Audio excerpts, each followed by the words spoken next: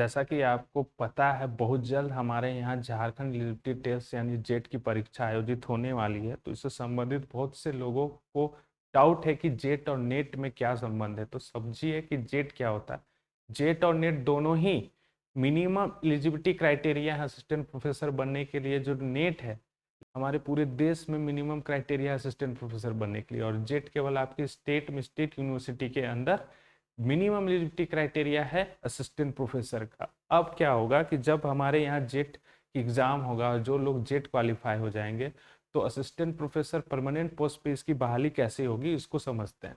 तो क्या होता है कि असिस्टेंट प्रोफेसर की बहाली होती है एकेडमिक परफॉर्मेंस इंडिकेटर यानी एपीआई स्कोर पे। तो जो हमारे स्टेट जो रूल को फॉलो करता है वो क्या है कि graduation, post graduation, MPhil, PhD, net with JRF, net और जेट, और जो रिसर्च पब्लिकेशन है, टीचिंग एक्सपीरियंस है, अवार्ड है, और इन सब को टोटल मिला के 80 मार्क्स का स्कोरिंग होता है और 20 मार्क्स का इंटरव्यू होता है। उसके बाद जाके असिस्टेंट प्रोफेसर की मेरिट लिस्ट बनती है और असिस्टेंट प्रोफेसर अपॉइंट होता है।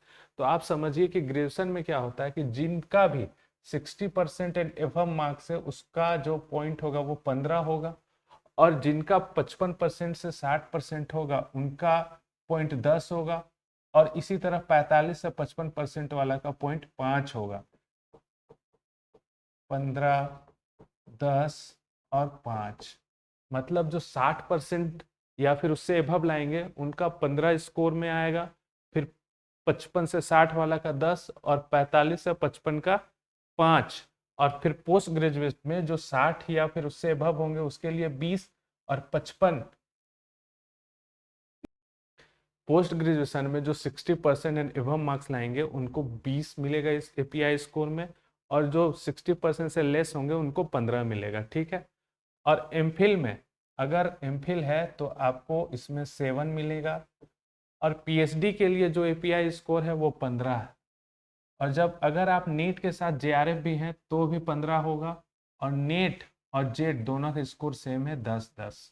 ठीक है। तो यहाँ आप इतना समझ लीजिए कि जो नीट क्वालिफाइड है और जो जेट क्वालिफाइड है स्टेट यूनिवर्सिटी में उनका दो स्कोरिंग होगा समान होगा 10-10। इसी के साथ जो रिसर्च पब्लिकेशन है अगर यूजीसी केयर लिस्टेड है या फिर पेयर रिव्यूड है तो वो 8 पेपर काउंट होगा, तो 8 मार्क्स में। ठीक है। और teaching and post doctoral experience के लिए 2 मार्क्स पर मिलेगा पर ईयर के लिए। अगर 2 साल का एक्सपीरियंस है तो काउंट होगा 4, यही हाईएस्ट है। अगर आपका 5 साल भी है तो 2 ही साल काउंट होगा और स्कोरिंग होगा 4। फिर साथ में जो अवार्ड है चाहे इंटरनेशनल हो नेशनल हो, इंटरनेशनल ऑर्गेनाइजेशन के थ्रू मिला होगा, इंडियन गवर्नमेंट का जो लोग नेशनल लीगल बॉडी है लेवल बॉडीज है उसके अकॉर्डिंग आपको ज़्यादा से ज़्यादा 3 मार्क्स मिल सकते हैं। ठीक। और जो स्टेट लेवल अवार्ड है उसके अंदर आपको 2 मार्क्स मिल सकते हैं।